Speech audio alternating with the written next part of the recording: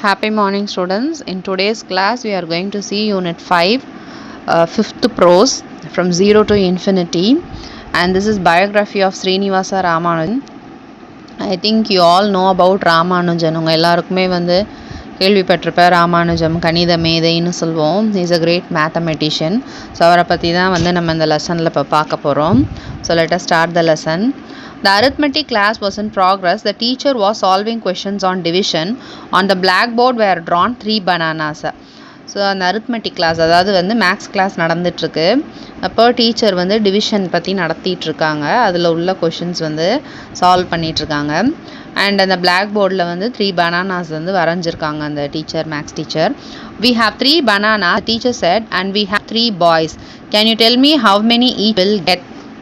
இப்போ அந்த டீச்சர் வந்து கொஷின் கேட்குறாங்க 3 பனானாஸை போர்டில் வரைஞ்சிட்டு.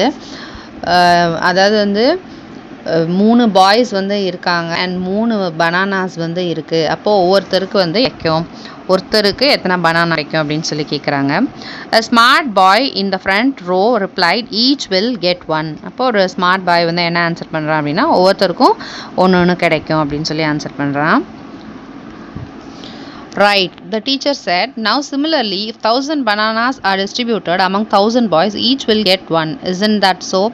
அப்போது ரைட்டுன்னு சொல்லிட்டு என்ன சொல்கிறாரு அந்த டீச்சர் வந்து, அதாவது அப்போது அதே மாதிரி இப்போ 1000 பனானாஸை வந்து 1000 பாய்ஸுக்கு கொடுத்தோன்னா ஒவ்வொருத்தருக்கும் ஒன்று கிடைக்கும், அப்படி தானே அப்படின்னு சொல்லி கேட்குறாரு.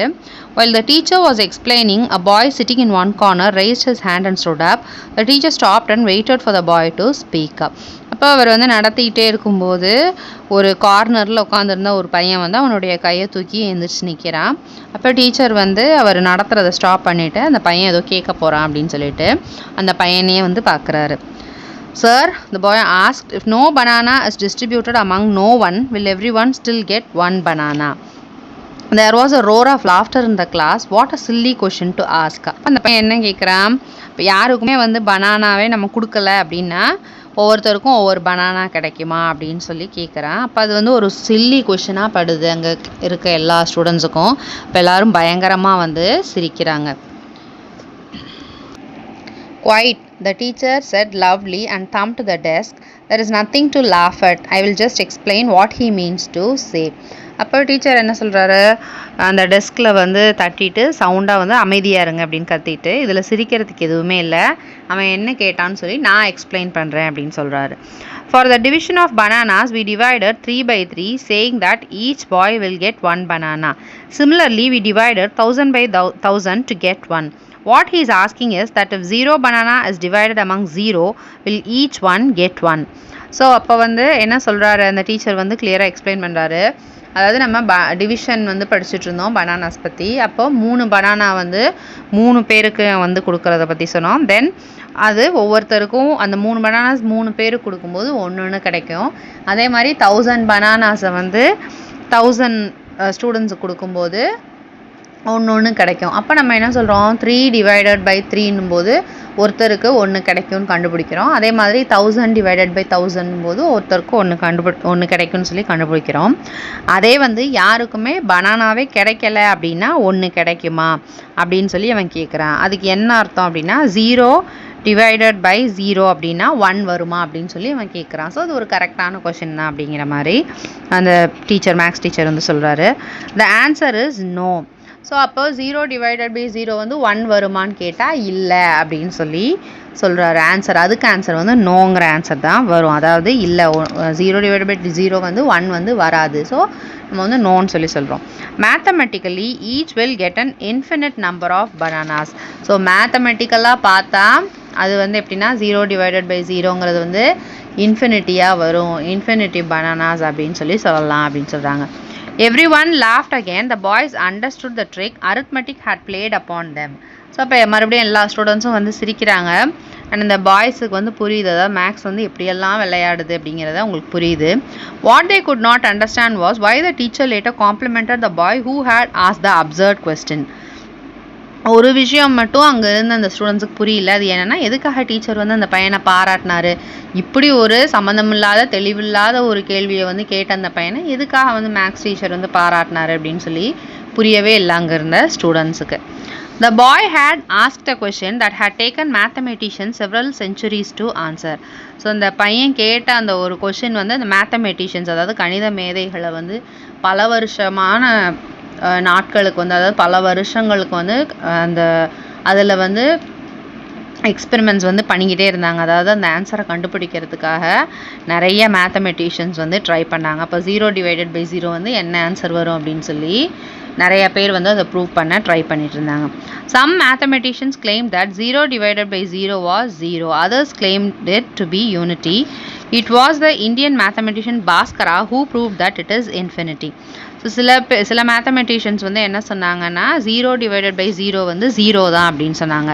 பட் பாஸ்கரா அப்படிங்கிற ஒரு மேத்தமெட்டிஷியன் தான், இந்தியன் மேத்தமெட்டிஷியன் தட்டு, அவர் தான் வந்து ப்ரூவ் பண்ணார். என்ன அப்படின்னா 0/0 வந்து இன்ஃபினிட்டி அப்படின்னு ப்ரூவ் பண்ணது அவர் தான். ஸோ இன்ஃபினிட்டி மீன்ஸ் முடிவெளி, அதாவது முடிவே வந்து இல்லை அப்படின்னு சொல்லுவோம், அதான் வந்து infinity. The boy who asked the intriguing question was Srinivasa Ramanujan.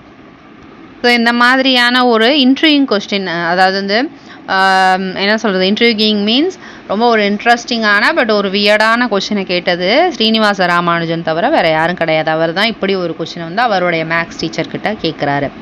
Throughout his life, whether in his native Kumbakonam or Cambridge, he was always ahead of his mathematics teachers. So அவருடைய life ஃபுல்லாகவே அவருடைய சொந்த ஊர் வந்து கும்பகோணம் அங்கேயா இருக்கட்டும், இல்லை அவர் படிக்க போன இடம் வந்து கேம்பிரிட்ஜ் அங்கேயா இருக்கட்டும், அவர் மேக்ஸ் டீச்சரை தவிர அவர் ஒரு படி மேலே தான் இருந்தார். அதாவது அவங்கள விட அவர் நல்லா மேக்ஸ் போடுவார், அவங்க மேக்ஸ் டீச்சரை விட ஜாஸ்தியாக நல்லா மேக்ஸ் போடுவார். ஸோ ஒரு படி மேலே தான் இருந்தார் அப்படின்னு சொல்கிறாங்க. Ramanujan was born in Erode in Tamil Nadu on December 22nd, 1887. His father was a petty clerk in a cloth shop. So Ramanujan வந்து தமிழ்நாடு ஈரோடில் பிறந்திருக்காரு, தமிழ்நாட்டில் ஈரோடில் பிறந்திருக்காரு டிசம்பர் 22nd, 1887. அண்ட் அவருடைய ஃபாதர் வந்து ஒரு சின்ன துணிக்கடையில் வந்து ஒரு சாதாரண கிளர்க் தான். From early childhood it was evident that he was a prodigy. So அவருடைய குழந்தை பருவத்திலேருந்தே தெரியும் அவர் வந்து ஒரு ப்ராடிஜின்னு சொல்லி எல்லாருக்குமே தெரியும் அப்படின்னு சொல்கிறாங்க. ஸோ ப்ராடிஜி மீன்ஸ் அதாவது ஒரு கிரேட் எபிலிட்டி இருக்கக்கூடிய ஒரு குழந்தை, அதாவது வந்து ஜாஸ்தியாக அறிவு இருக்கக்கூடிய ஒரு குழந்தை தான் அவர். Senior students used to go to his dingy house to get their difficulties in mathematics solved. So senior students, அதாவது இவரை விட பெரிய கிளாஸ் படிக்கிற பசங்க கூட இவருடைய வீடு தேடி போவாங்க. அண்ட் டிஞ்சி ஹவுஸ்ன்றாங்க. ஸோ அவருடைய வீடு எப்படி இருக்கும் அப்படின்னா ரொம்ப வந்து டார்க் அண்ட் டர்ட்டி பிளேஸ், அதாவது ரொம்ப அழுக்காகவும் இருட்டாகவும் இருக்கக்கூடிய அவருடைய சின்ன வீட்டுக்கு அவரை விட பெரிய பசங்க வந்து இவர்கிட்ட மேக்ஸில் டவுட் கேட்க வந்து போவாங்க. At the age of 13, Ramanujan was able to get Loni's trigonometry from a college library. So அவருக்கு 13 வயசு இருக்கும்போதே காலேஜ் லைப்ரரிக்கு போயிட்டு லோனி ட்ரிக்னாமெண்ட்ரி, அதாவது லோனிங்கிறது அந்த ஆத்தருடைய பேர், அண்ட் அந்த ஒரு ட்ரிக்னாமெண்ட்ரி புக்கு உங்களுக்கு வரும் மேக்ஸில் வந்து ஒரு போர்ஷன். அப்போ வந்து நம்ம செட் லாங்குவேஜ், மேட்ரிக்ஸ் அப்படிலாம் சொல்கிறோம் இல்லையா, ஜாமெண்ட்ரி, கிராஃப்ன்றோம். அந்த மாதிரி ட்ரிக்னாமெண்ட்ரின்றது மேக்ஸில் ஒரு இம்பார்ட்டண்ட்டான போர்ஷன். அந்த மாதிரி ஒரு போர்ஷன் இருக்கக்கூடிய புக்கை வந்து காலேஜ் லைப்ரரியிலேருந்து ராமானுஜன் 13 வயசுலேயே வந்து கொண்டு வருவாராம். அதாவது அது என்ன இருக்குது அப்படின்னு படித்து பார்க்க. Not only did he master this rather difficult book but also began his own ரிசர்ச்சா.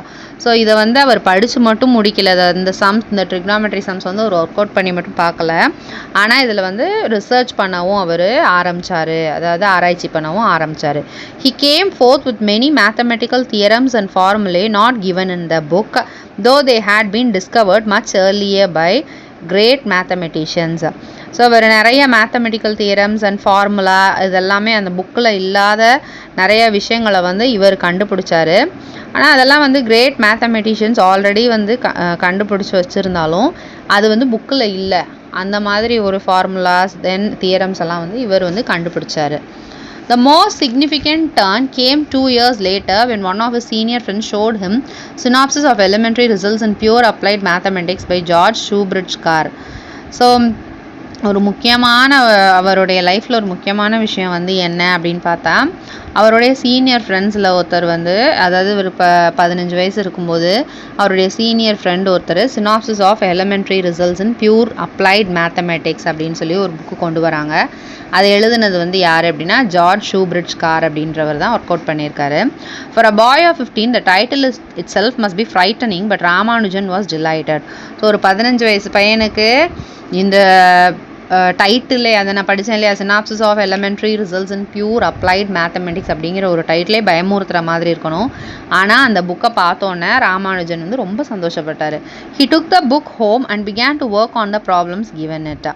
ஸோ அப்போ வந்து அவர் என்ன செஞ்சார்னா அந்த புக்கை அவருடைய வீட்டுக்கு எடுத்துகிட்டு போயிட்டு அதில் இருந்த ப்ராப்ளம்ஸ் எல்லாம் வந்து சால்வ் பண்ணுறாரு. This book triggered the mathematical genius in him. So இந்த புக்கு தான் வந்து அவருக்குள்ளே இருந்த அந்த மேத்தமெட்டிக்கல் ஜீனியஸை வந்து வெளியில் கொண்டு வந்தது அப்படின்னு சொல்கிறாங்க. Mathematical ideas began to come in such a flood to his mind that he was not able to write all of them down.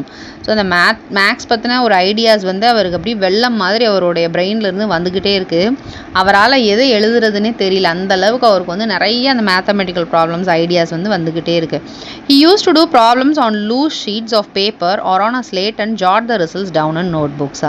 So அவர் யூஸ்வலாக என்ன செய்வாருன்னா வந்து பேப்பர்ஸில் வந்து எழுதிக்குவாராம். அவருடைய அந்த ப்ராப்ளம்ஸ் ஃபுல்லாக பேப்பர்ஸில் தனித்தனி பேப்பர்ஸில் வந்து எழுதிக்குவார். அப்படி இல்லைன்னா ஸ்லேட்டில் வந்து எழுதிக்கிட்டு அதனுடைய ரிசல்ட், அதாவது சொல்யூஷன் கிடைக்கும் இல்லையா, மேக்ஸ் நம்ம எந்த சம் போட்டாரோ ஒரு சொல்யூஷன் வரும் இல்லையா, அந்த சொல்யூஷன் வந்து நோட் புக்கில் வந்து நோட் பண்ணிக்குவாராம். Before he went abroad he had filled 3 notebooks which later became famous as Ramanujan's frayed நோட்புக்ஸா. ஸோ அவர் வந்து அப்ராட் போகிறதுக்கு முன்னாடி கிட்டத்தட்ட ஒரு 3 நோட்புக் வந்து முடிச்சிருந்தார். அண்ட் அந்த நோட்புக் தான் வந்து பிற்காலத்தில் வந்து ராமானுஜனுடைய ஃப்ரெய்ட் நோட்புக்ஸ்னு சொல்லி ரொம்ப ஃபேமஸாக வந்து பேசப்பட்ட நோட்புக்ஸ் அப்படின்னு சொல்கிறாங்க. Although Ramanujan secured a first class in mathematics in the matriculation examination and was awarded the Subramanian scholarship, he failed twice in his first year arts examination in college as he neglected other subjects such as history, English and physiology. So Ramanujan வந்து மேக்ஸில் first class எடுத்திருந்தார் அவருடைய matriculation எக்ஸாமினேஷனில். And அவருக்கு வந்து Subramanian scholarship award வந்து கிடச்சிது. இருந்தாலும் கூட அவர் என்ன பண்ணார் அப்படின்னா ஃபஸ்ட் இயர் ஆர்ட்ஸ் எக்ஸாமினேஷனில் காலேஜில் வந்து 2 தடவை வந்து ஃபெயில் ஆகிட்டார். எதனால் அப்படின்னா ஹிஸ்ட்ரி, இங்கிலீஷ், ஃபிசியாலஜி இந்த மாதிரி சப்ஜெக்டெல்லாம் அவர் படிக்கவே இல்லை. ஏன்னா அவர் கான்சன்ட்ரேட் பண்ணது வந்து ஃபுல்லாகவே மேக்ஸ் தான். ஸோ ஃபிசியாலஜி அப்படிங்கிறது என்னென்னா சயின்டிஃபிக் ஸ்டடி. அது வந்து அதாவது bodies of animals and plants பற்றின ஒரு சயின்டிஃபிக் ஸ்டடியை தான் வந்து ஃபிசியாலஜி அப்படின்னு சொல்கிறோம். ஸோ மீதி எந்த சப்ஜெக்ட்லையும் கான்சன்ட்ரேட் பண்ணாமல் மேக்ஸ்லேயே அவர் கான்சன்ட்ரேட் பண்ணிகிட்டே இருந்ததுனால மீதியிலெல்லாம் ஃபெயில் ஆகிட்டார். This disappointed his father. இது வந்து அவங்க அப்பாவை ரொம்ப வந்து டிசப்பாயிண்ட் பண்ணிடுச்சு. When he found the boy always scribbling numbers and not doing much else, he thought Ramanujan had gone mad. So என்ன நினச்சார் அவங்க அப்பா, எப்போ பார்த்தாலும் தம் பையன் வந்து ஏதாவது நம்பர்ஸே கிறுக்கிட்டே இருக்கானே பேப்பரில் அப்படின்னு வேறு எந்த வேலையுமே செய்யாமல் எப்போ பார்த்தாலும் நம்பர்ஸே கிறுக்கிட்டே இருக்கானே பேப்பர்லேயும் ஸ்லேட்லேயும் அப்படின்னு நினைக்கும்போது, ஐயோ நம்ம பையன் வந்து பைத்தியம் ஆகிட்டான் போல் அப்படிங்கிறது மாதிரியான ஒரு டெசிஷனுக்கு அவர் வந்துட்டார். ஸோ நம்ம half ஆஃப் தி லெசன் முடிச்சிருக்கோமா, மீதி வந்து நம்ம நெக்ஸ்ட் கிளாஸில் பார்ப்போம். தேங்க்யூ.